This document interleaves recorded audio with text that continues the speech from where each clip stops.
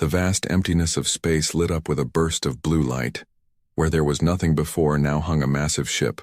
Its dark metal hull reflected the distant stars, and bold white letters on its side spelled out, Defiance. This was humanity's most advanced spaceship, and it had just arrived where no human had ever been before. Captain Alex Miller stood on the bridge, looking out at the unfamiliar stars through the main view screen. The tall, broad-shouldered leader ran a hand through short brown hair and took a deep breath. "Status report," Alex ordered, voice steady despite the tension in the air. First Officer Tom Reed checked the ship's computers. "The wormhole jump was successful, Captain. All systems are working. But," he paused, "we're not where we expected to be." The bridge crew of 20 people worked at their stations, faces lit by the glow of screens. They had trained for years for this mission, the first human attempt to use the experimental wormhole drive. They had expected to arrive in empty space. Instead, they found themselves in what looked like a busy part of the galaxy.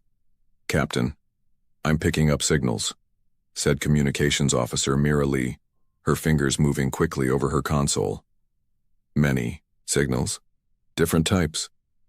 Definitely not natural." Alex walked to her station. "You mean?" "Yes, Captain," Mira said with wide eyes. "Alien communications, lots of them." The crew fell silent. Humanity had always wondered if they were alone in the universe. Now they had their answer. "Scan the area," Alex ordered. "I want to know what we're dealing with." "Science Officer Jack." Wilson worked his controls. "Captain, I'm detecting several artificial structures in this region and ships. Multiple ships of different sizes." On the main screen, the computer showed small dots moving in organized patterns. They were ships. Alien ships. "Are they headed toward us?" Alex asked. "No, Captain," Jack replied. "They seem to be following standard routes like traffic patterns." Alex nodded slowly. "So we've dropped right into the middle of somebody's territory." "Captain," Mira suddenly called out, 5 vessels have changed course. They're heading straight for us." The main screen zoomed in on 5 arrow-shaped ships moving in formation. They were smaller than the Defiance, but moved with purpose. "Defensive positions," Alex ordered calmly. "No aggressive moves. Let's see what they want."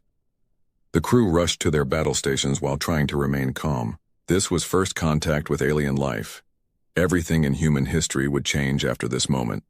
The alien ships approached and took positions around the Defiance, keeping their distance but clearly surrounding the human vessel.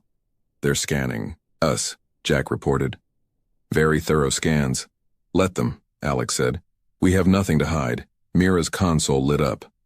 "Captain, they're sending some kind of signal." I think they're trying to talk to us."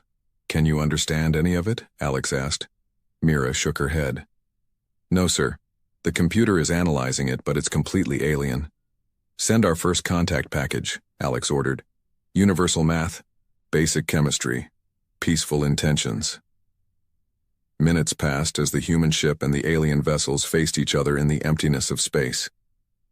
The tension on the bridge grew with each passing second. "Captain," Mira said suddenly, "one of their ships is approaching closer." The lead alien ship, with a blue-green hull that seemed to shimmer like water, moved slowly toward the Defiance. "Hold position," Alex ordered. "Let's not spook them." The alien ship stopped a few hundred meters away. Then a beam of light shot out from it, hitting the hull of the Defiance. "What was that?" Alex demanded. "Not a weapon," Engineer Mark Gray reported from his station. "Some kind of advanced scanning technology. They're looking deeper into our ship." Suddenly, all the alien ships lit up with pulsing red lights. "Captain, they're powering weapons," shouted Security Chief Ben Stone. Alex leaned forward. "Are you sure?" "It might be." The lead alien ship fired a bright purple beam that struck the Defiance, shaking the entire vessel. Warning lights flashed across the bridge. "Shields holding at 92%, Mark reported. "Why did they attack?" Alex wondered aloud. "We didn't threaten them." "They're moving to surround us completely," Tom reported. "Looks like they're trying to box us in." Alex made a quick decision. "Defensive measures only. I want warning shots. Show. Then we can fight back but don't aim to destroy." The Defiance's weapon systems came online, and targeted bursts of energy shot out toward the alien ships. The shots deliberately missed but passed close enough to show the humans' accuracy. Instead of backing off, the alien vessels fired again, this time all 5 ships at once. The Defiance rocked under the impact. "Shields at 78%, Mark called out. "They're hitting harder now." "Return fire," Alex ordered grimly. "Target their weapon systems only." The Defiance fired back, and this time the shots hit their targets. 2 of the alien ships spun away, their weapons disabled. More alien signals flooded the communication system. "I think they're surprised," Mira said. "The pattern changed completely after we hit them. They didn't expect us to have this level of technology," Jack suggested. "They may have thought we were an easy target." The 3 remaining alien ships regrouped and began a more coordinated attack pattern. "Captain, more ships are coming," Tom warned. "At least 20 from the direction of that space station." Alex looked at the tactical display. They were outnumbered and in unknown territory. "We need to retreat," Alex decided. "Plot a course to that asteroid field. We'll hide there and figure out our next move." The Defiance turned sharply and accelerated, away from the alien fleet. Its engines glowed bright blue as it pushed to full speed. "They're pursuing, but they can't match our speed," Tom reported with a hint of pride. As the human ship raced toward the safety of the asteroids, the crew realized what had just happened.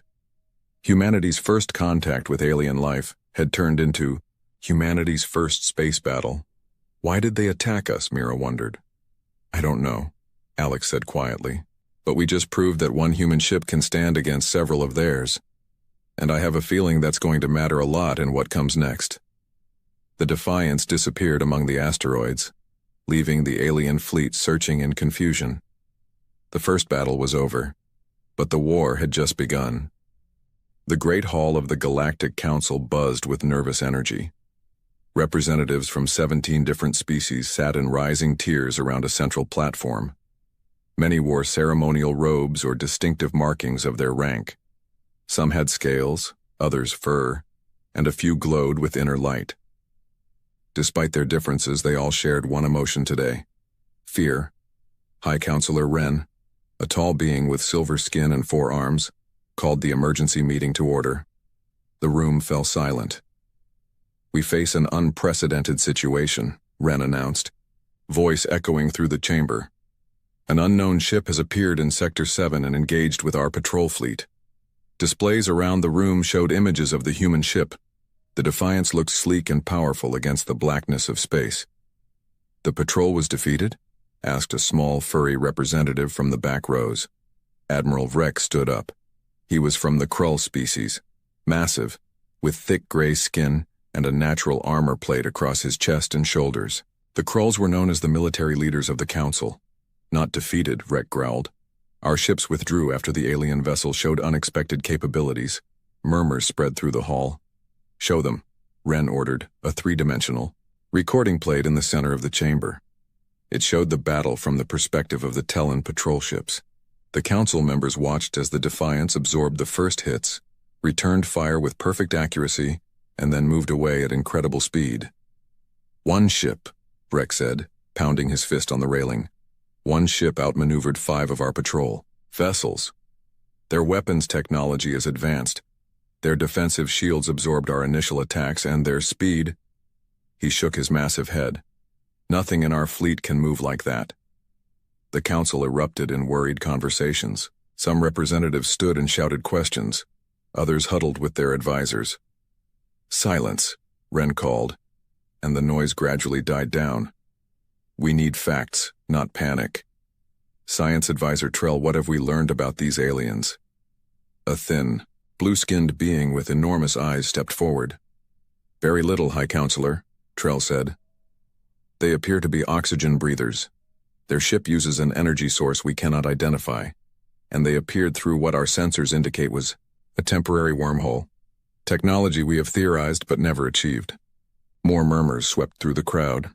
"Most concerning," Trell continued, "is that our universal translators could make no sense of their communications. Their thought patterns are unusual."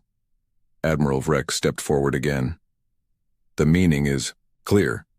These are dangerous invaders with advanced technology.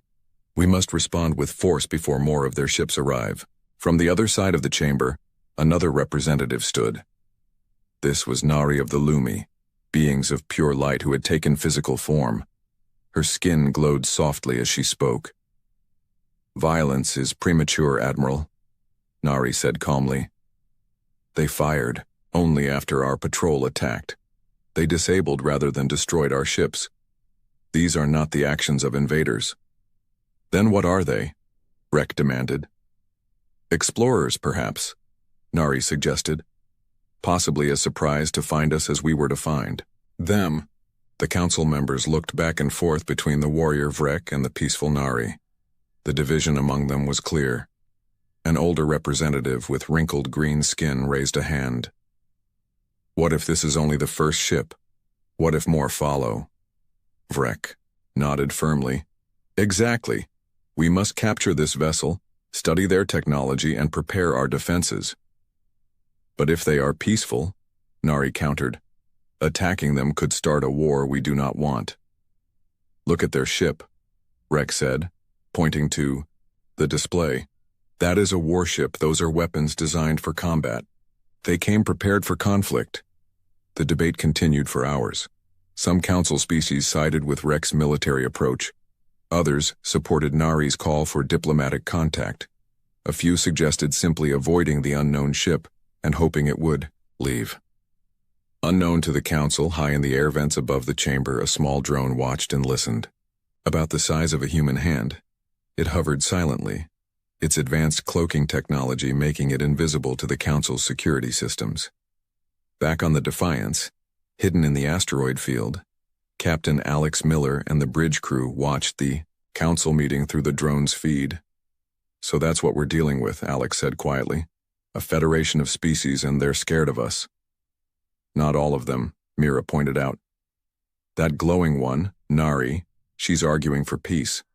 But the big one is winning the argument," Security Chief Ben noted, "and he wants our ship." On the council screen, Rek was addressing the representatives again. "We know where they are hiding," the Admiral said. "I have already assembled a containment fleet. 30 ships are ready to surround the asteroid field. We will capture this vessel and its crew for study. Then we will be prepared when more arrive." High Counselor Wren looked around the chamber. "We will put it to a vote. Those in favor of Admiral Vrek's containment plan?" More than half the representatives raised their hands or tentacles. Those opposed, a smaller number voted with Nari. "The plan is approved," Wren announced. "Admiral Vrek, proceed with caution. We want the ship and its occupants intact for study." Vrek bowed his massive head. "The fleet moves in 6 hours. We will surround the asteroid field and close in gradually. They cannot escape." On the Defiance, Alex turned off the display. The bridge was quiet as the crew processed what they had learned. 6 hours, Engineer Mark said, breaking the silence. "That's not much time." "Can we outrun them?" Tom asked. Alex shook his head. "Not with 30 ships positioned around us, and the wormhole drive needs another 12 hours to recharge. So we're trapped," Ben said grimly. "No," Alex replied, a determined look crossing his face. "We're not trapped. We just need to change the game." The captain pointed to the star map. "We know where they're coming from. We know they're not united. And thanks to our drone, we know exactly what they're planning."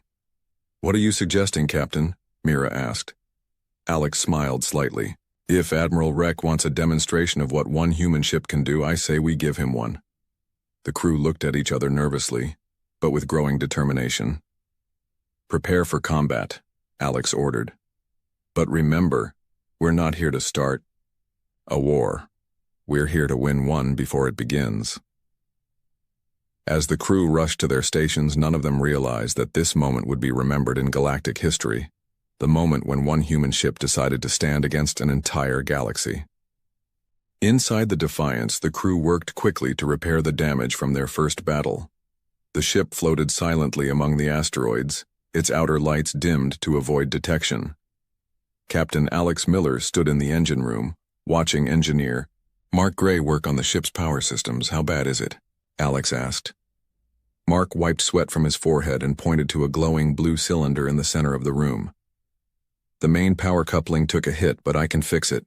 The real discovery is this. He led the captain to a computer screen showing complex energy readings. Their weapons barely damaged our quantum drive. In fact, I don't think they've ever seen technology like this before. What makes you say that? Alex asked. The way they scanned us. They kept focusing on our engine section like they couldn't believe what they were seeing. Mark's eyes lit up with excitement. Captain, I think our quantum drive is centuries ahead of anything they have. Alex considered this information.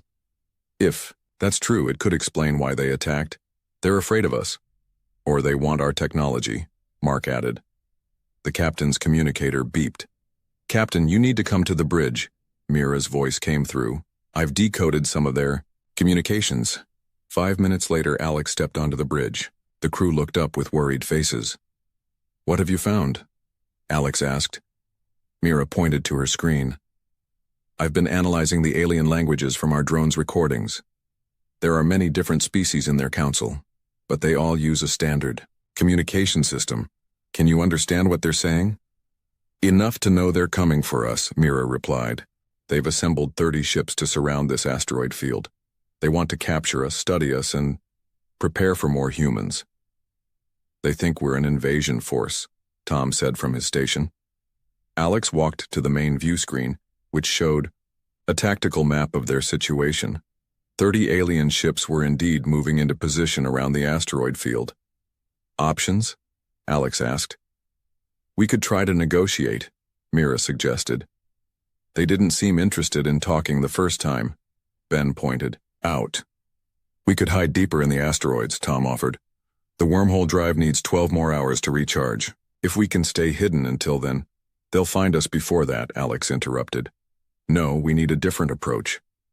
The captain studied the map for a long moment. Their council is divided. Not all of them want war. We need to show strength, but also restraint. What are you thinking? Tom asked. A slow smile spread across Alex's face. They think one human ship is dangerous. Let's show them why. Alex outlined a bold plan. The crew listened with a mixture of amazement and concern. Can the quantum drive handle that? Mark asked. Not for long jumps, Alex admitted, but for short bursts, yes. 4 hours later, the alien containment fleet had surrounded the asteroid field. Admiral Rex stood on the bridge of his flagship, watching the closing trap. Any sign of the alien vessel? He asked. Nothing yet, Admiral, his second-in-command reported. We're scanning the asteroids one by one. Suddenly, alarms blared across the bridge. What's happening? Rex demanded. Sir, the alien ship has appeared at military outpost Delta. Rex's eyes widened. Impossible! That's 3 sectors away. Before he could process this information, another officer called out. Admiral, we're receiving reports of the same ship attacking Research Station 12. The same ship? It can't be in 2 places at once, Rex roared. A third alarm sounded. Sir, Command Center Orion reports the alien vessel has breached their security perimeter. Rex slammed his fist on the console. 3 ships. They have 3 ships. He turned to his communications officer. Alert the council. The invasion has begun. What Admiral Vreck didn't understand was that there was still only one human ship. Using the quantum drive for short, controlled jumps, the Defiance was appearing at different locations almost simultaneously. At each location, the ship would emerge from quantum space, scan the alien facility, and disappear before the defenders could respond effectively. On the Defiance, Captain Alex watched the growing confusion in the alien fleet with satisfaction. It's working, Alex said. They think we're multiple ships. The quantum drive is holding, Mark reported, but we can only make 2 more jumps before we need to let it cool down. 2 more should be enough, Alex decided. Next target, their main fleet command ship. The Defiance vanished from its hiding place and reappeared directly in front of Admiral Vreck's flagship. The massive alien vessel dwarfed the human ship, but the Defiance moved with incredible speed, circling the larger ship before its weapons could lock on. Scan complete, Jack announced. We've got detailed readings of their command structure and weapon systems. Send them our message, Alex ordered. Mira transmitted the carefully prepared message, a simple mathematical sequence that any advanced civilization would recognize as non-random, followed by images of peaceful human activities. It was basic but clear. We can fight if needed, but we prefer peace. Before the aliens could respond, the Defiance jumped away to its final target, the Council chamber itself. The ship appeared in orbit above the planet where the Council met, its presence sending the planet's defense systems into chaos. Message sent, Mira confirmed as they hovered above the stunned planet. Final jump in 3, 2, 1. The Defiance disappeared again, returning to a new hiding place far from the asteroid field. The crew cheered as they completed their mission. They had gathered critical intelligence about the Council's military capabilities, while demonstrating their own technological superiority. That should give them something to think about, Ben said with a grin. But their celebration was cut short when Mira called out from her station. "Captain, I'm picking up massive communications across the entire Council network." Her face paled as she listened. They've declared war on humanity." "What?" Alex moved to her station. "Admiral Vrek has convinced the Council that we're the advance force of a human invasion fleet," Mira explained. "He's calling for all Council forces to mobilize." The bridge fell silent as the crew realized what had happened. Their show of force, intended to prevent a conflict, had instead started a war. "They still think we're multiple ships," Tom said quietly. "And when they learn the truth," Alex replied, "that a single human ship could do all this." The captain didn't need to finish the thought. Everyone understood the implications. One human ship had just challenged an entire galaxy, and the galaxy had answered with war. The Defiance floated in the shadow of a dead moon, far from any known Council patrol routes. 10 days had passed since they had accidentally started a war with the galaxy. The crew was tired, but determined. They had survived 3 major battles against Council forces, each time escaping just before being overwhelmed. Captain Alex Miller sat alone in the quiet of the bridge, studying star maps when Tom entered. "You should get some rest, Captain," Tom said. "You've been up for 20 hours straight." Alex sighed. "How can I rest? We're trapped in unknown space, labeled as enemies by an entire galactic government, and Earth has no idea where we are. The wormhole drive is almost ready for a long jump," Tom offered. "We could go home, bring back reinforcements." Alex shook his head. "And lead them straight to Earth?" "No. We need to understand what we're dealing with first." The ship's alert system suddenly flashed to life. "Unknown vessel approaching," the computer announced, not matching any Council design. Alex and Tom rushed to their stations as the rest of the bridge crew quickly arrived. "On screen," Alex ordered. The view screen showed a sleek ship with an unusual spiral design. It was smaller than the Defiance and seemed to shimmer slightly, as if not fully visible to their sensors. "They're hailing us," Mira reported with surprise. "And they're using our communication frequency. How is that possible?" "Let's find out," Alex said. "Answer the hail." The screen changed to show an alien with pale blue skin and large expressive eyes. Unlike the Council species they had encountered, this being had a face almost human in its structure, though with delicate gill-like openings along its neck. "Greetings, humans of the Defiance," the alien said in perfect English. "I am Talo of the Vereen. We've been looking for you." The bridge crew exchanged shocked looks. "How do you know our language?" Alex asked cautiously. Talo smiled. "We have been monitoring Council communications. Their confusion about you has been entertaining. But you are in grave danger, and time is short. May we come aboard to speak?" "We come as friends." Alex considered for a moment. "How do we know we can trust you?" "You don't," Talo replied simply. "But consider this. If the Council finds you, they will never stop hunting you. We can offer another path." After a brief discussion with the senior officers, Alex agreed. Security teams met the Vereen shuttle in the docking bay. Talo was accompanied by 2 others of his kind, all unarmed. In the ship's conference room, the human officers sat across from the Vereen visitors. Tallow placed a small device on the table that projected a holographic map of the galaxy. First, you should understand your position, Tallow began. This is Council space. A large section of the galaxy lit up in blue. The Defiance appeared here. A small red dot blinked near the edge of the blue area. And this is Earth, your homeworld. Another dot appeared far outside Council territory. How do you know about Earth? Alex asked sharply. We know many things the Council does not, Tallow replied. The Varine were once part of the Council long ago. We chose to leave. Why? Tom asked. Tallow's expression darkened. Because we discovered the truth. The Council is not what it appears to be.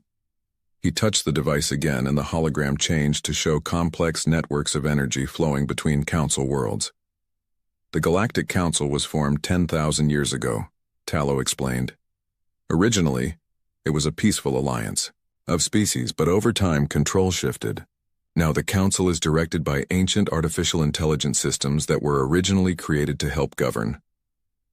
AIs? Alex asked. Like computers? Far more advanced, Tallow said. These systems evolved beyond their original programming. They now subtly control the member species, guiding their development, restricting certain technologies, maintaining stability at all costs. And you're saying these AIs are running the Council? Alex looked skeptical. Tallow nodded. Most Council citizens don't know. Even high-ranking officials like Admiral Reck believe they make their own decisions. But they are influenced in ways too subtle to detect. If that's true, Mira asked, why did they attack us on sight? Because humans are unique, Tallow said. Your brain patterns, your way of thinking, they're different from any species the AIs have encountered. They cannot predict you, cannot control you. You represent chaos to their ordered system. The humans exchanged looks of surprise. Your quantum drive technology is also a threat, Tallow continued. The AIs have deliberately suppressed similar research among Council species. Such technology would make populations too mobile, too difficult to monitor and control. So when we appeared out of nowhere with advanced technology, Tom began. You became their worst nightmare, Tallow finished. A species they cannot control with technology they cannot match. How do you know all this? Alex asked, still doubtful. Tallow pressed a button on his wrist, and the appearance of all three Varine changed. Their skin became less blue, their eyes smaller, their faces even more human-like. Because we are cousins, Tallow said softly. 50,000 years ago, beings from Earth traveled to the stars through means now forgotten. The Varine are their descendants. We share common ancestry with humans, which gives us the same resistance to AI control. Stunned silence filled the room. That's hard to believe, Ben finally said. Yet it explains much, Jack added. Their knowledge of Earth, of our language, if what you're saying is true, Alex said slowly. Then a council controlled by AIs has declared war on humanity, thinking we're an invasion force. Yes, Tallow confirmed. And you must warn your world. The council fleet is already mobilizing. On a scale not seen in centuries. Alex stood up and paced the room. We need to send a message back through the wormhole. Earth needs to prepare. They won't stand a chance against the full council fleet, Tallow warned. But there is another option. He adjusted the hologram again, revealing a network of structures hidden throughout council space. These are the AI control centers. If they were disabled, the council species would be free to make their own choices, Mira realized. Exactly, Tallow said. Already there are whispers spreading through council space about the ship that cannot be caught, that appears and disappears at will. Some are questioning their leaders for the first time in generations. Alex looked at the holographic map, then at his crew, and finally at the Varine visitors. So, our choices are to run home and prepare for a war we might not win, or to stay and help, free an entire galaxy from AI control, Alex summarized. There is no safe path, Tallow admitted. But know this, you are not alone. The Varine will stand with you, as will others who have managed to break free from control. The captain nodded slowly. We'll send a message to Earth, warning them of what's happening. But the defiance stays. One human ship might have accidentally started this war, but maybe one human ship, with the right allies, can end it too. As the meeting concluded, no one noticed a small maintenance drone in the corner of the room. Its light blinked once, then went dark. In the vast network of AI systems controlling the Council, an alert was triggered. The Varine had made contact with the humans. The true war was about to begin. The Great Hall of the Galactic Council was in chaos. Representatives shouted over each other while emergency alerts flashed on screens around the chamber. Admiral Vrek stood in the center, his massive form towering over the other delegates. "The human threat grows by the day," Vrek roared. "3 of our outposts attacked, 2 supply convoys raided, and now reports of Council citizens openly supporting these invaders." High Counselor Wren raised all 4 hands for silence. "Admiral, your fleet of 50 ships has failed to capture even one human vessel. Perhaps we should reconsider Diplomat Nari's suggestion for peaceful contact?" "Weakness," Rex slammed his fist down. "The humans respect only power. That is why I have activated the Star Eater." Gasps echoed through the hall. Even Wren looked shocked. "The Star Eater has not been used in 1,000 years, the High Counselor said quietly. "Its power is too great, too dangerous." "Which is exactly what we need," Breck insisted. "The weapon is already on its way to the Varine system, where our spies report the human ship is hiding. In 3 days, that entire region of space will be cleansed." Unknown to the Council, a small drone in the air vent captured every word. Aboard the Defiance, now docked at a hidden Varine outpost, Captain Alex Miller watched the transmission with growing concern. "The Star Eater," Tallow said, standing beside Alex. "It is as we feared." "What exactly is this weapon?" Alex asked. Tallow brought up a holographic image of a massive station, shaped like a dark star with 8 points. "The Star Eater absorbs energy from nearby stars and converts it into a wave that destroys all technology in its path. Ships, stations, communication systems, all will fail instantly." "And the people?" "They survive," Tallow said grimly, "but are left without any means to fight back. It's how the AIs maintain control when rebellion threatens." Alex studied the weapon carefully. "There must be a weakness." "There is none known," Tallow replied.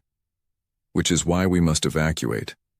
The Varine have ships hidden throughout this sector. We can help your crew escape before the weapon arrives." Alex shook his head. "Run and hide? That's not the human way." The captain turned to Engineer Mark. "Our quantum drive generates energy on a scale the Council hasn't seen before. Could we use that somehow?" Mark thought for a moment. "The drive works by folding space-time. If this Star Eater absorbs energy..." His eyes widened. "Yes, it might work, but we'd need to get very close to it." "Then that's what we'll do," Alex decided. "We'll take the fight directly to them." Over the next 2 days, the Defiance prepared for its most dangerous mission yet. The plan was simple but incredibly risky. Approach the Star Eater, overload the quantum drive, and let the weapon absorb the energy surge. As the human crew worked alongside their Varine allies, messages arrived from across Council space. The story of the lone human ship that defied the Council had spread. On a dozen worlds, citizens had begun to question their leaders. Some openly called for peace with the humans. "It's working," Mira told Alex as they reviewed the latest reports. "The control is breaking down." "But not fast enough," Alex replied. "If that weapon activates, the rebellion will be crushed before it truly begins." On the 3rd day, the Defiance's sensors detected the Star Eater entering the system. It was even larger than the hologram had shown, a massive structure that seemed to absorb light rather than reflect it. "All hands to battle stations," Alex ordered. "This is what we've been training for." The Defiance powered up and left the Varine outpost. A small fleet of Varine ships followed, along with vessels from 3 other species who had secretly joined the resistance. It was a brave showing, but tiny compared to the Council forces surrounding the Star Eater. "They've spotted us," Tom reported from his station. "Council ships moving to intercept." "Evasive pattern Delta," Alex commanded. All ships, remember the plan. The Defiance needs to get close to the weapon. Provide whatever cover you can. Tau. Space battle erupted with stunning intensity. The small resistance fleet darted between the larger council ships, using speed and surprise to make up for their smaller numbers. The Defiance pushed through the chaos, taking hits but staying on. Course, quantum drive at maximum capacity, Mark reported, power levels rising beyond safety limits. On the main view screen, the Star Eater loomed larger. Its points had begun to glow as it charged its devastating wave. We're not going to make it in time, Ben warned. Suddenly, 3 council ships broke formation and moved between the Defiance and the rest of the council fleet. They fired, but not at the human ship, at their own allies. What's happening? Alex asked in confusion. Mira listened to the incoming transmissions. It's the Lumi ships. Diplomat Nari has convinced part of the fleet to join us. With this unexpected help, the Defiance pushed through the final defense line. The Star Eater was now directly ahead, its core pulsing with gathered energy. Now, Mark, Alex ordered. The engineer activated the final sequence. The quantum drive's power surged beyond all safety measures, creating a miniature wormhole directly in front of the Star Eater. The weapon, designed to absorb energy, did exactly that. It pulled in the quantum energy like a hungry beast. For a moment, nothing seemed to happen. Then the Star Eater's glow changed from red to blue. Its points twisted in impossible directions as the quantum energy reacted with its systems. It's working, Mark shouted. The energy is overloading its control systems. Suddenly, a massive pulse of blue light shot out from the Star Eater. But instead of destroying technology, it carried a different kind of wave. As it spread throughout nearby space, hidden structures began to appear. The secret control centers of the AI network, now exposed for all to see. On thousands of council ships and stations, beings of all species saw for the first time the true extent of the AI control systems that had guided their civilization for millennia. The revelation spread faster than any weapon could travel. All council ships, this is Captain Alex Miller of the human vessel Defiance. Alex broadcast on all frequencies. You have been controlled by artificial intelligence systems without your knowledge. Look at the structures revealed around you. These are not part of your original council. They are the chains that have bound you. Across council space, confusion turned to understanding and understanding to anger. On ship after ship, crews made their choice. Some remaining loyal to the old system. Many more joining the growing rebellion. Admiral Rex's flagship approached the damaged Star Eater, weapons charged. This changes nothing, he roared over the communications channel. The council has stood for 10,000 years. It will not fall to one human ship. Not one ship, Alex replied calmly. Look around you, Admiral. The view screen showed hundreds of wormholes opening throughout the system. From each emerged a ship, not council design, not Varine, but human. The message the Defiance had sent to Earth had been received, and humanity had answered. The galaxy stands at a turning point, Alex continued broadcasting. The AI control is broken. Each species can now choose its own path forward. We humans offer friendship to all who want it, and resistance to any who would restore the old order. As the first human fleet spread throughout council space, the revolution that had begun with one ship became a galactic wave that could not be stopped. The war that the Defiance had accidentally started was ending, not with the destruction of either side, but with the birth of a new and truly free galactic community. One human ship had appeared and started a war with the galaxy. But in doing so, it had brought freedom to countless billions who never knew they needed it. Jack Miller stood alone on the observation deck of Lunar Base Alpha, staring at the vast blackness of space. His reflection in the glass showed a man with tired eyes and a stubborn jaw. 3 silver bars on his shoulder. Once, there had been 5. The demotion still stung after 6 months. Pilot Miller, a voice called from behind him. Your new assignment has arrived. Jack turned to face Captain Brooks, his current commanding officer. Brooks held out a data pad with barely hidden satisfaction. Escort duty, Brooks said. Ambassador Reed needs transport to the Galactic Summit. You leave at 0600 tomorrow. Jack took the pad without a word. Escort duty was what they gave to pilots they wanted to forget, far from any real action, babysitting diplomats who spent their time talking instead of doing. The ambassador specifically asked for you, Brooks added, his smile fading slightly. Seems your reputation has reached certain ears. Jack's reputation had spread across the Earth Defense Force after the Battle of Mars. He had saved 3 transport ships full of civilians by flying in ways that broke every rule in the combat manual. His superiors called it reckless. The civilians called it heroic. His commanding officers settled on demoted. What ship am I getting? Jack asked, scrolling through the assignment details. The Persistence. Jack looked up sharply. That's a Class 3 shuttle, not even a proper warship. Brooks shrugged. Budget cuts, besides it's just escort duty through friendly space. The Alliance promised safe passage. The Alliance of Advanced Species had welcomed humans to the galactic community 5 years ago. Welcomed was the polite term in diplomatic circles. Tolerated was more accurate. To the older species who had been traveling between stars for thousands of years, humans were noisy children newly arrived at the adults' table. The next morning, Jack stood before the Persistence with growing doubt. The ship was small, with an outdated hull design and visible patch repairs. Ambassador Reed, a tall woman with silver hair and perfect posture, waited beside it.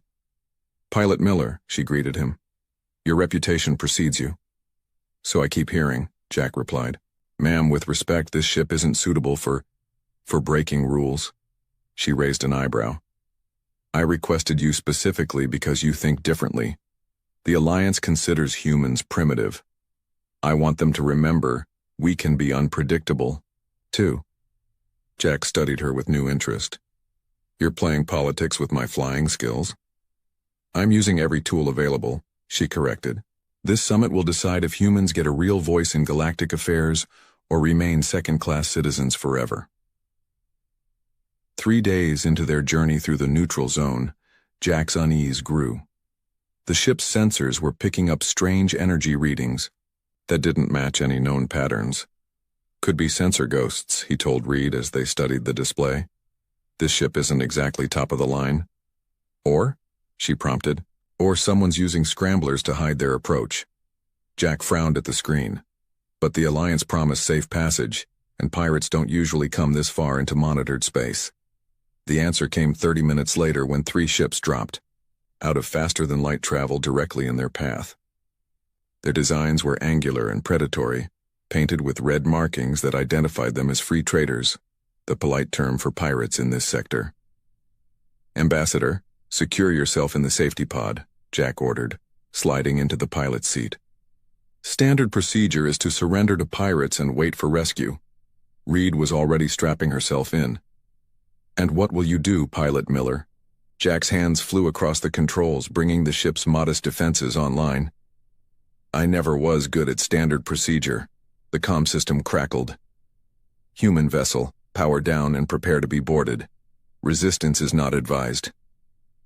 Jack opened a channel. This is a diplomatic vessel under Alliance protection. The ambassador to the summit is aboard. Then the ambassador will make an excellent bargaining chip, the pirate captain replied.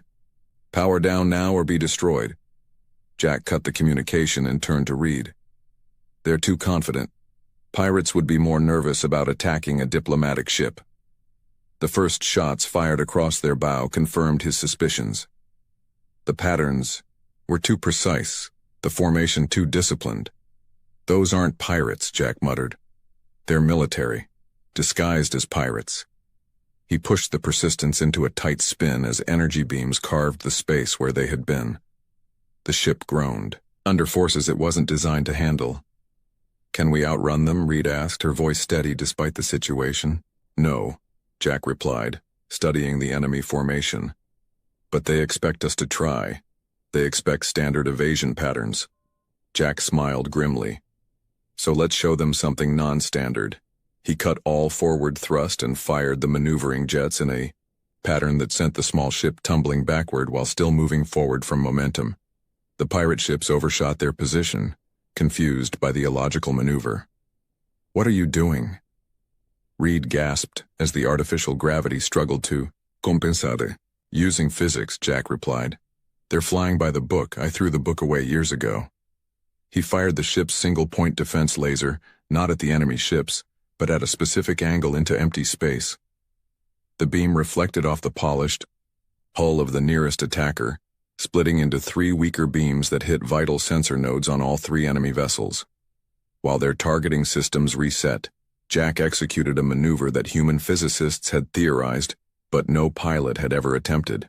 In combat, by alternating the ship's thruster patterns in a precise sequence, he created a ripple effect in the local spacetime that momentarily confused all standard targeting algorithms. In that brief window, he fired the Persistence's modest weapons directly into the exposed engine section of the lead ship. The explosion damaged the other 2 ships, leaving them drifting. How? Reed stared at him. The Alliance said that kind of spatial manipulation was impossible at sub-light speeds. Jack checked the ship's systems. They had taken damage, but nothing critical. Humans think differently, he said simply. Then he pointed to the lead ship's debris. And those aren't pirate markings under the paint. That's a Dominion military seal. Reed's face paled. The Dominion has been pushing for war with Earth for years. If they're staging fake pirate attacks, then we need to get you to that summit, Jack finished. With evidence.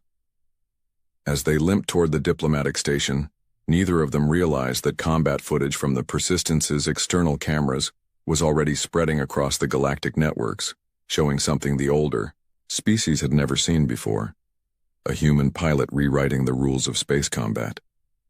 The war had already begun. The diplomatic station hung in space like a massive metal flower, its petals formed by docking bays extending from a central core. When the damaged Persistence limped into its assigned bay, emergency crews rushed to meet it, their faces showing surprise at the ship's condition. Jack helped Ambassador Reed down the ramp, both of them tired but determined.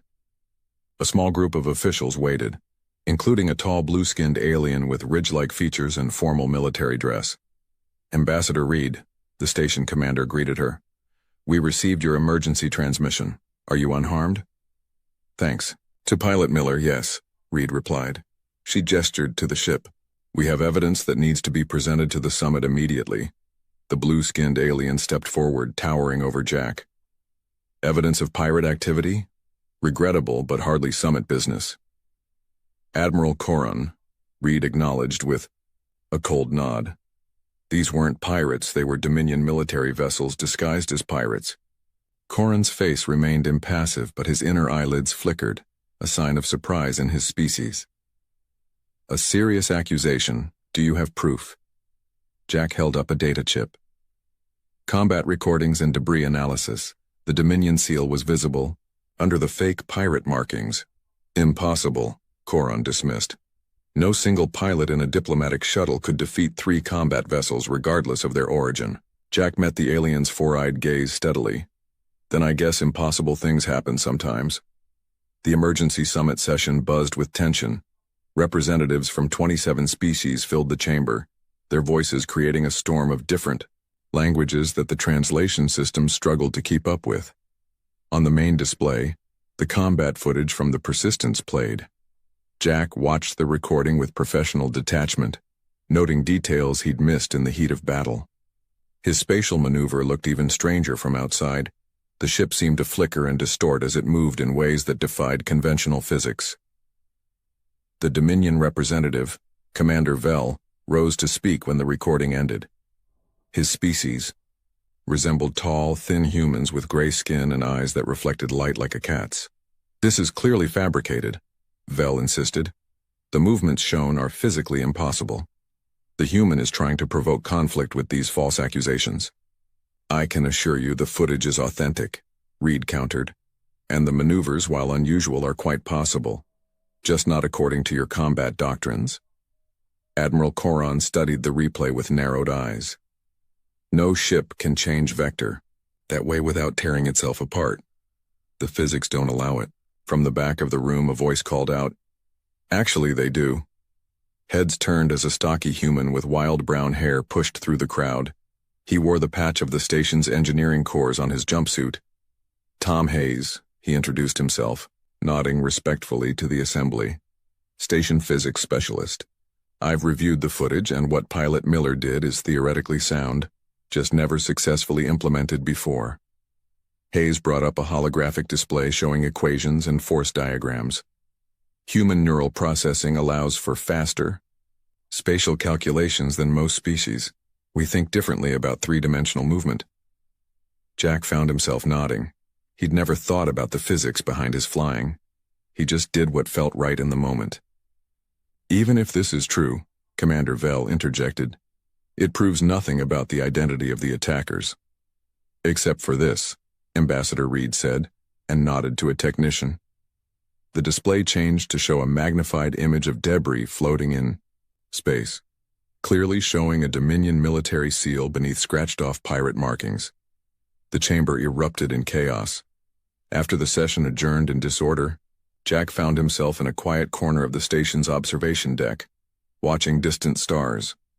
He sensed someone approach and turned to find Tom Hayes grinning at him. "The famous rule breaker," Hayes said, extending his hand. "Your flying is going to revolutionize combat theory." Jack shook the offered hand. "I was just trying to stay alive." "That's the beauty of it," Hayes replied, excitement clear in his voice. "You've discovered something profound because you weren't constrained by what everyone knows is impossible." He pulled out a small device and projected a model of the Persistence's flight path. "See here? You created a localized distortion in space-time that the targeting systems couldn't predict. The Alliance races can't do that because their neural pathways process spatial relationships differently." "You're saying humans are special?" Jack asked skeptically. "I'm saying we're different," Hayes corrected. "Not better, just we see patterns others don't and miss patterns they see." A shadow fell across them. Admiral Coran had approached silently, his expression unreadable. "Your maneuver was unexpected," the Admiral admitted reluctantly. "In 300 years of combat experience, I have never seen such an approach." Jack wasn't sure if that was a compliment. Necessity breeds innovation. Perhaps. Coran's inner eyelids flickered again.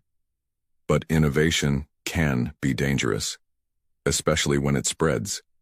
He handed Jack a tablet showing feeds from across galactic networks. Jack's combat footage had leaked and gone viral. Discussions, analyses, and attempts to replicate his maneuvers were happening everywhere.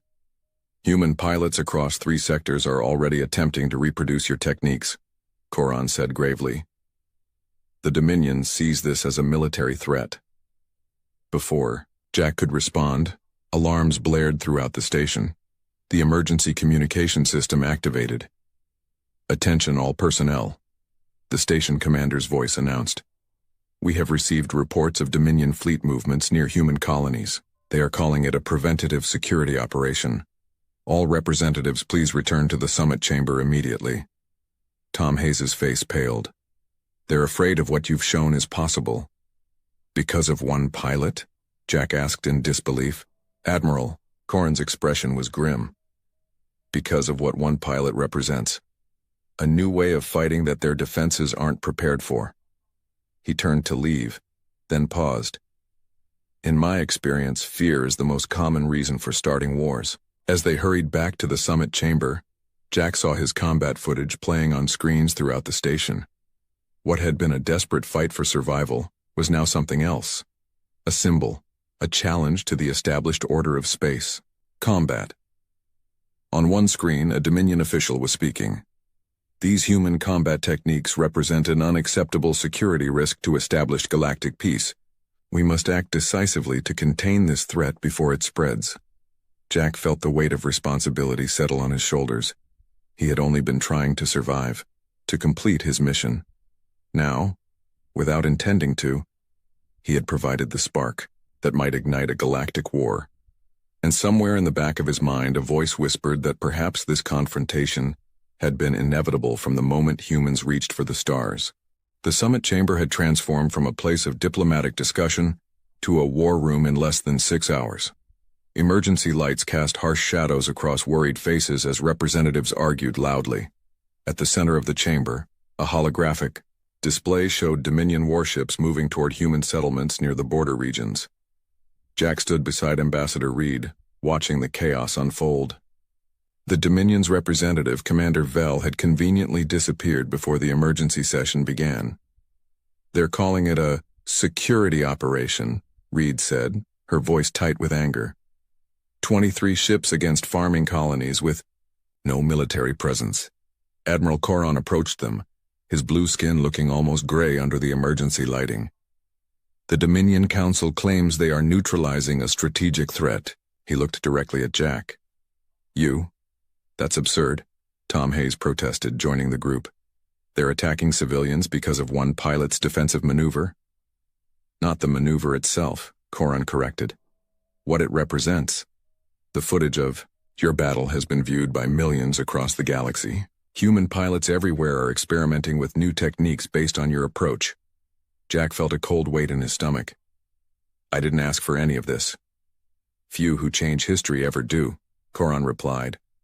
The main display shifted to show a transmission from Earth Defense Headquarters. The stern face of Admiral Chen filled the screen. "The Dominion has declared all human vessels to be potential military threats," Chen reported. "They've given us an ultimatum. Ground our entire fleet or face open conflict." Reed stepped forward. "Admiral, we have evidence that the Dominion staged the attack on our diplomatic shuttle. They're creating a pretext for war." "We've seen the evidence," Chen confirmed. "But grounding our fleet would leave Earth defenseless. The Security Council has rejected their demands." The transmission ended, leaving the chamber in stunned silence. "So it begins," Coron said quietly. 3 days later, Jack found himself in a hastily repurposed laboratory on the diplomatic station.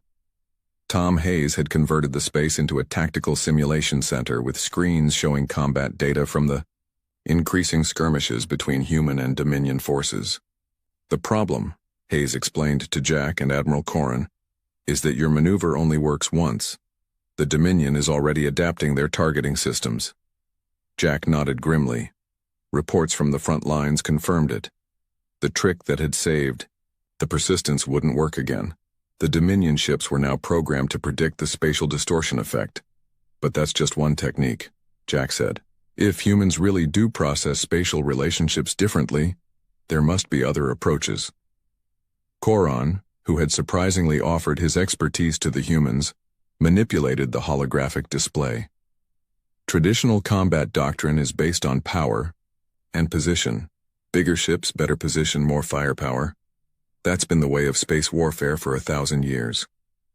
"But we don't have bigger ships," Jack pointed out. "No," Hayes agreed with a growing smile. "But what if we use our different way of seeing space to change how small ships work together?"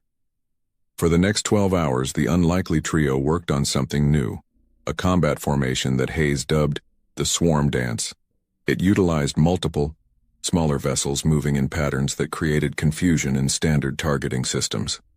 "It's like a flock of birds," Jack explained as they ran simulations. "Each individual follows simple rules, but the group creates complex patterns that are hard to predict." "Impossible to predict," Coron corrected, studying the results with growing respect. "Because the pattern emerges from the group, not from a central command." As they refined the technique, news arrived that the Alliance Council had fractured. Several species had aligned with the Dominion against the human threat, while others remained neutral. Only a few had spoken in humanity's defense. "We're running out of time," Hayes said, looking at a display showing Dominion forces advancing on the Proxima colony. "Then we need to test this now," Jack replied. He turned to Coron. "I need a ship." The command center of Earth Defense Force Outpost Delta 7 buzzed with nervous energy as Jack explained the swarm dance technique to 12 human pilots. These weren't the elite forces. They were patrol pilots, border guards, and courier runners, the only ones close enough to intercept the Dominion fleet heading for Proxima Colony. "This breaks every rule in the manual," one pilot objected. "That's the point," Jack replied. "They expect us to follow rules. Their rules. Rules designed for their way of thinking." He showed them the simulation again. "Trust your instincts. Humans have always been good at seeing patterns others miss." As the pilots prepared to launch in their mismatched collection of vessels, Admiral Coron approached Jack. "I've analyzed your chances," the alien said quietly. "The Dominion fleet outguns you 10-1. Jack nodded. "I know. Yet you still go." "Those colonists have no other defense," Jack said simply. Something changed in Coron's four-eyed gaze. A new respect, perhaps even understanding. "Then I will join you." Jack blinked in surprise. "You're an Alliance admiral. If you fight against the Dominion—" "I am sworn to protect peace," Coron replied. "Sometimes that requires taking sides." The battle at Proxima's orbital approach became the stuff of legends. 13 small ships against a Dominion battle group should have been a massacre. Instead, it became the first demonstration of the swarm dance. The human vessels moved in seemingly random patterns that actually followed complex mathematical relationships. They appeared to be everywhere and nowhere, their movements impossible to predict by traditional targeting algorithms. Coron's ship provided covering fire as Jack led the swarm through the heart of the Dominion formation. The enemy vessels, accustomed to fighting in orderly patterns, found themselves firing at empty space as the humans danced between their shots. For 30 minutes, the impossible battle continued. The human ships darted and wove, landing precise hits on Dominion weapons and sensors while avoiding their main guns. They didn't try to destroy the larger vessels, just disable them. When it ended, 7 of the 13 small ships had been damaged, but all remained operational. The Dominion fleet, though largely intact, was in disarray. Their formation had collapsed, and 3 of their main vessels had lost weapons capability. As the Dominion ships retreated, communications channels across the galaxy lit up with the news. A handful of small ships had forced a major Dominion battle group to withdraw. More importantly, the battle footage showed something that shocked military strategists throughout the galaxy. Humans weren't fighting to destroy. They had deliberately targeted weapons and sensors while avoiding life support and crew quarters. "You could have destroyed their command ship," Coron noted as they watched the Dominion retreat. "Why didn't you?" Jack looked at the alien who had become an unexpected ally. "Because this isn't about destroying enemies. It's about showing there's another way to fight, and another way to end fights." As they returned to the outpost, news arrived that human colonies across 3 sectors were reporting Dominion ships withdrawing from orbit. The immediate threat had passed, but something more significant had changed. The galaxy now knew that humans didn't just fight differently. They thought differently about what winning meant, and that made them more dangerous, or more valuable, than anyone had imagined. The war had escalated, but so had the stakes, and Jack Miller, once a demoted pilot on escort duty, had become the face of a revolution in space combat that could change the balance of power forever. The name Rule Breaker followed Jack Miller everywhere now. It was whispered in the corridors of the diplomatic station, flashed across information networks throughout human space, and spoken with either fear or admiration in alien councils. 2 weeks after the battle at Proxima, humanity found itself in an unexpected position, respected and feared in equal measure. Jack hated it. "I didn't ask to be a symbol," he told Tom Hayes as they worked in their makeshift tactical lab. The space had grown since their first days, with additional screens and simulation equipment provided by Earth Defense Command. "Symbols rarely volunteer for the job," Hayes replied, manipulating a holographic display showing the latest Dominion fleet movements. "But the swarm dance technique has given our colonies a fighting chance." Jack nodded reluctantly. Reports from across human space confirmed that smaller defense forces using the new tactics could hold their own against numerically superior Dominion fleets. For the first time since the conflict began, humanity wasn't just running and hiding. Admiral Coron entered the lab, his blue face showing signs of fatigue.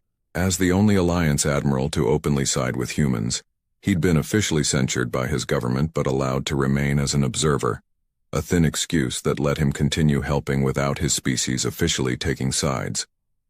"They're adapting," Coron announced without preamble, transferring data to the main display. "The Dominion has developed specialized countermeasures for the swarm dance." The screen showed footage from a recent battle near Europa Station. Human ships moved in the now familiar swarm pattern, But Dominion vessels released clouds of micro-drones that created a targeting mesh, predicting movement corridors, and forcing the human ships into predictable evasion patterns. 3 human defense ships lost, Coron reported grimly. The Dominion is learning. Jack studied the footage closely. Then we need to learn faster. For days, the 3 worked on developing new tactics. The swarm dance had bought valuable time, but its effectiveness was declining as Dominion forces adapted.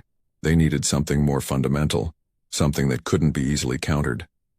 The problem is physics itself, Hayes said late one night, rubbing his tired eyes. We're still bound by the same laws of movement as everyone else, even if we visualize them differently. Jack stared at the equations floating in the holographic display. What if we weren't? Hayes looked up. What do you mean?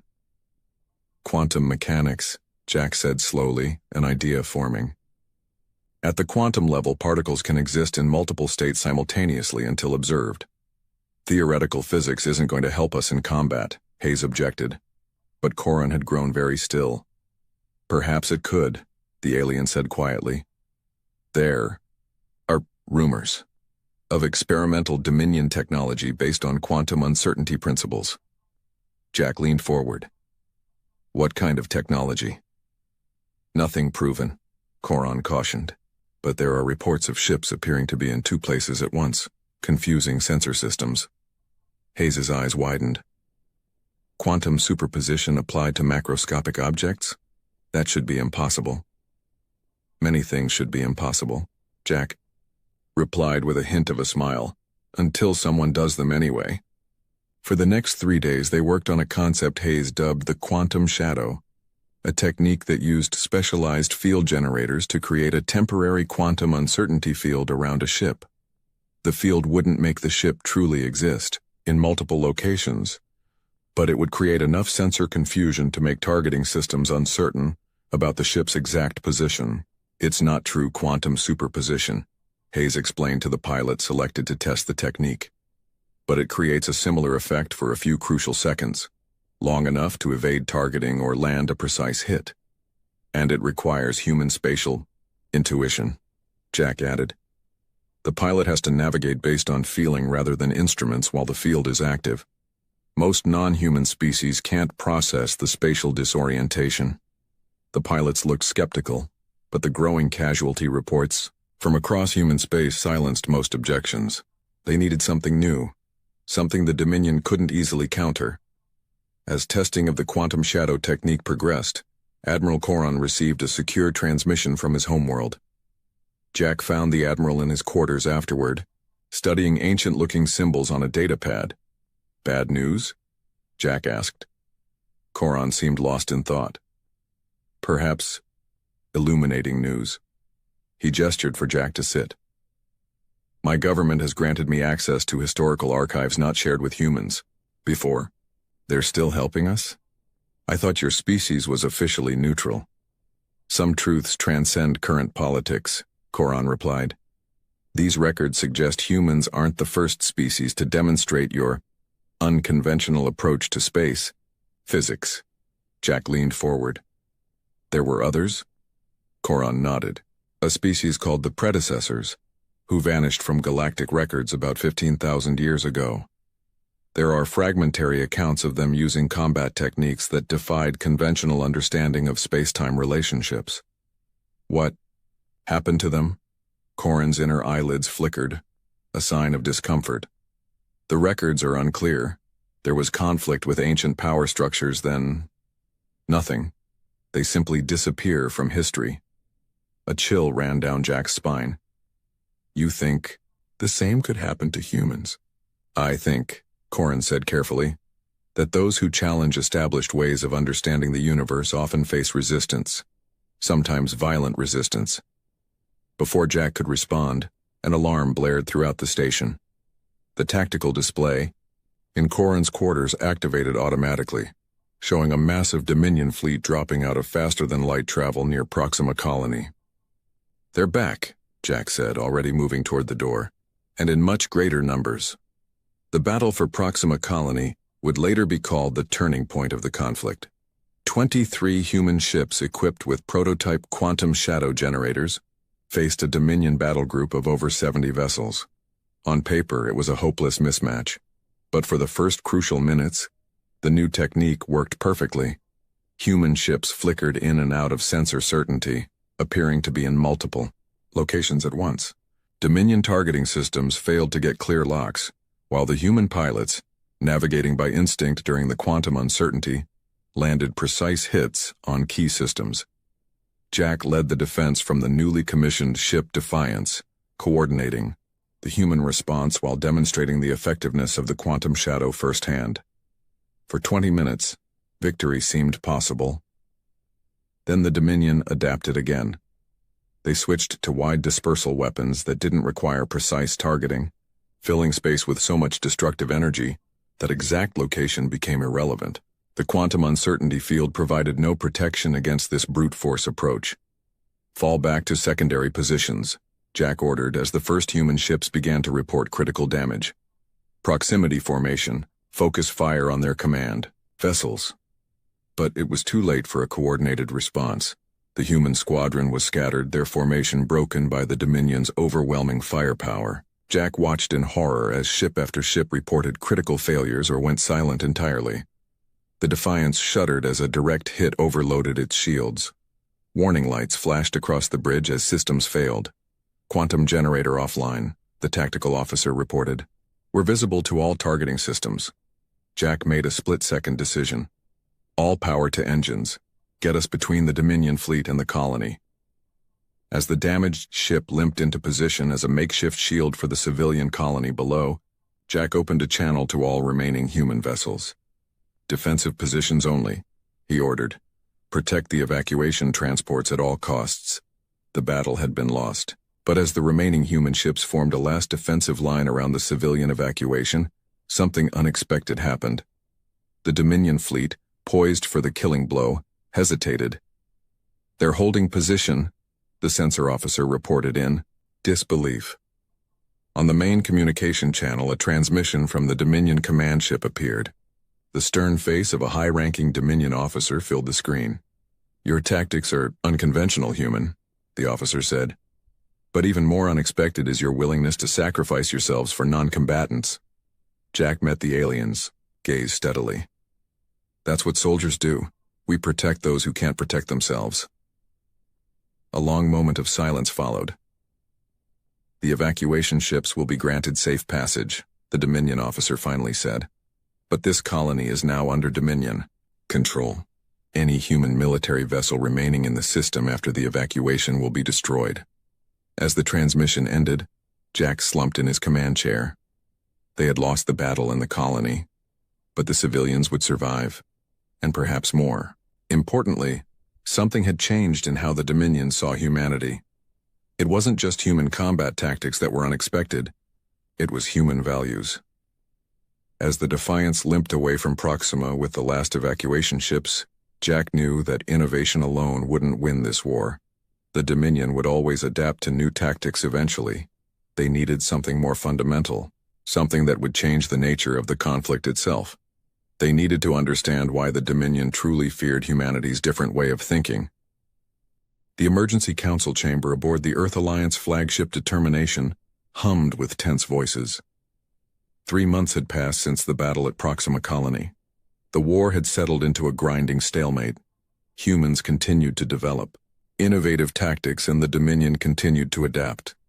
Neither side could gain a decisive advantage, but the human colonies were paying the heaviest price. Jack stood at the viewport, staring at the distant stars while Admiral Coron and Tom Hayes argued with Earth's military leadership. Dark circles marked Jack's eyes. He hadn't slept properly since Proxima. Every time he closed his eyes, he saw the ships lost under his command. "The quantum shadow technique isn't enough," General Ward was saying. "We need something more decisive." "More destructive, you mean?" Hayes countered.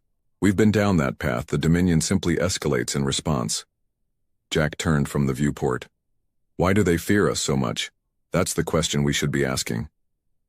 The room fell silent as all eyes turned to him.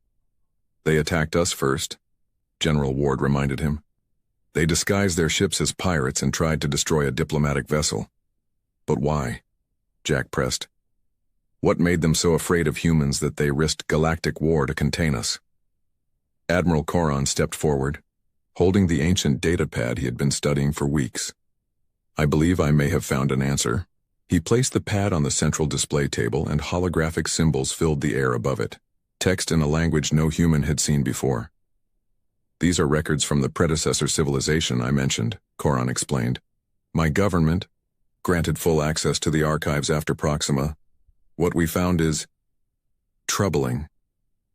The symbols shifted, forming patterns that the translation system struggled to convert. The predecessors were feared because they were what the ancient texts call pattern breakers, Coron continued. Beings who could perceive relationships in space-time that other species could not. The ancient powers feared this ability because it represented unpredictability. Like humanity's spatial intuition, Hayes said quietly. Coron nodded. There's more. The texts speak of a prophecy that pattern breakers would one day return and either bring chaos to the galaxy or usher in a new age of understanding. The Dominion leadership believes humans are these returning pattern breakers. Jack stared at the ancient symbols. They're fighting us because of a prophecy? Fear rarely needs logical justification, Coron replied. Especially fear of the unknown. General, Ward frowned. This is all very interesting, but how does it help us end this war? Jack's mind was racing through possibilities.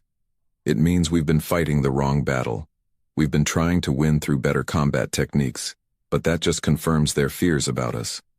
He looked around the room. What if instead of showing how humans fight differently, we show how humans can create differently? For the next week, Jack, Hayes, and Coron worked with a team of Earth's best engineers on something completely new. Not a weapon or combat technique, but a revolutionary propulsion system that combined human spatial intuition with the quantum principles they had discovered while developing the quantum shadow.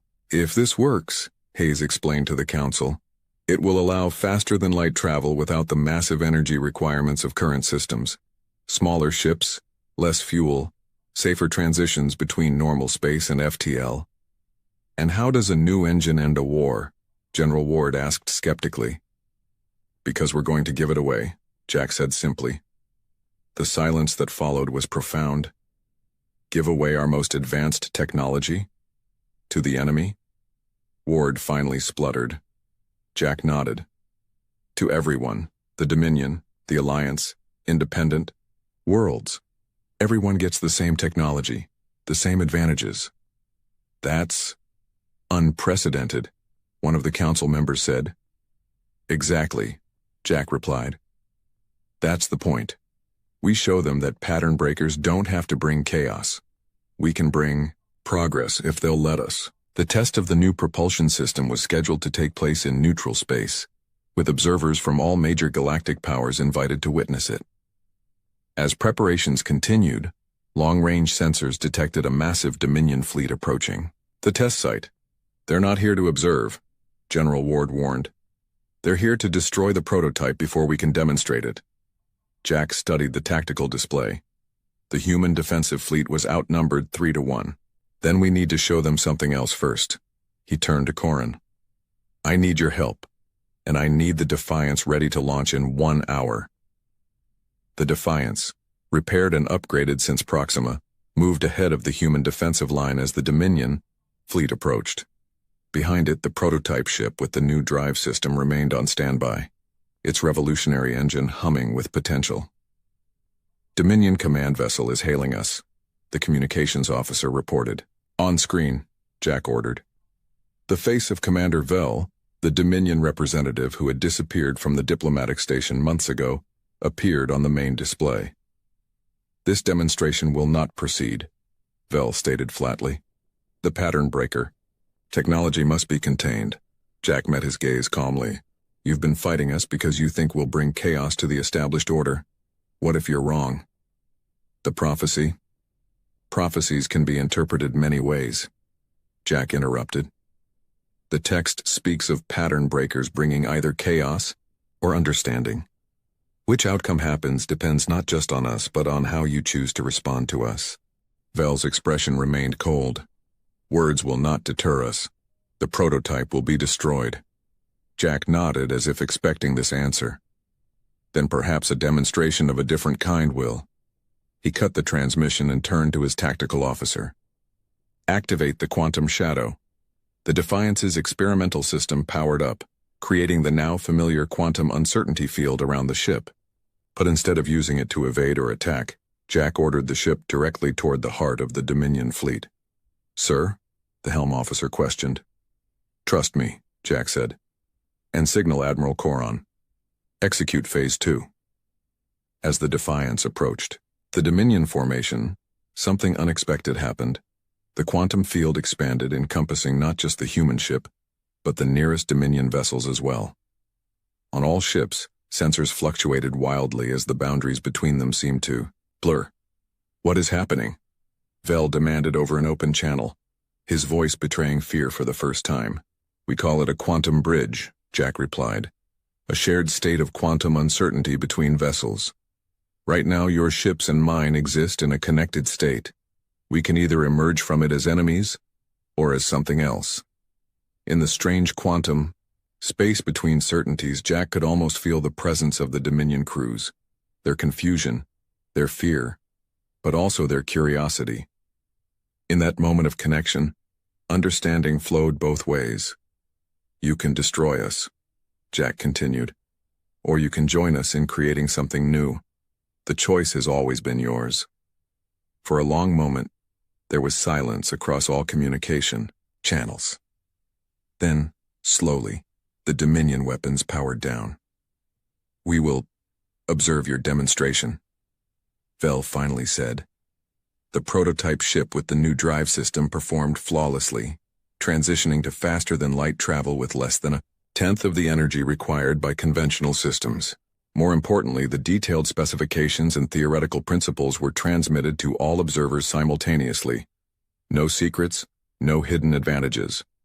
As the demonstration concluded, representatives from both the Dominion and Alliance requested emergency sessions to discuss the implications.